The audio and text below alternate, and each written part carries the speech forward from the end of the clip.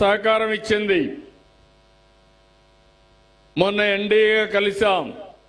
3 పార్టీలు కలిసిన తర్వాత ఢిల్లీలో కూడా మన పరపతి పెరిగింది. అమరావతికి డబ్బులు ఇచ్చారు. పోలవరాన్ని పూర్తి చేయడానికి 12,500 కోట్ల రూపాయలు ఇచ్చారు. రైల్వే జోన్ కూడా శాంక్షన్ చేశారు. విశాఖపట్నం స్టీల్ ప్లాంట్ ప్రైవేట్ అయిపోతా ఉంటే 11,400 కోట్ల రూపాయలు ఇచ్చి దాన్ని మళ్లీ రివైవల్ కోసం ముందుకు పోయే పరిస్థితికి వచ్చారు.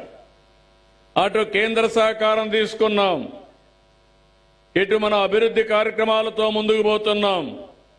ఈరోజు యువత ఉంది, మీకు ఉద్యోగాలు కల్పిస్తానని మాట ఇచ్చాను. ఏ రాష్ట్రంలో జరగని విధంగా ఒక సంవత్సరంలో 9,50,000 కోట్ల రూపాయల పెట్టుబడులు వచ్చి ఇవి పూర్తయితే 8,50,000 మందికి ఉద్యోగాలు ఇచ్చే బాధ్యత ఈ ప్రభుత్వాన్ని అని చెప్పి నేను మీకు తెలియజేస్తున్నా.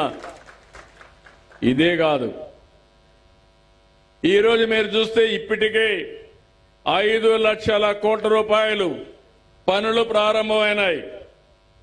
4,50,000 మందికి ఉద్యోగాలు వస్తాయి. 10 సంవత్సరాల్లో ఎంత పెట్టుబడులు వచ్చాయో ఒక సంవత్సరంలో అంతకంటే ఎక్కువ పెట్టుబడులు తీసుకొచ్చి ఉపాధి కల్పిస్తున్నాం. యువతకు ఏ హామీ అయితే ఇచ్చానో దాన్ని నిలబెట్టుకుంటాను. మొదటి సంతకం చేశాను.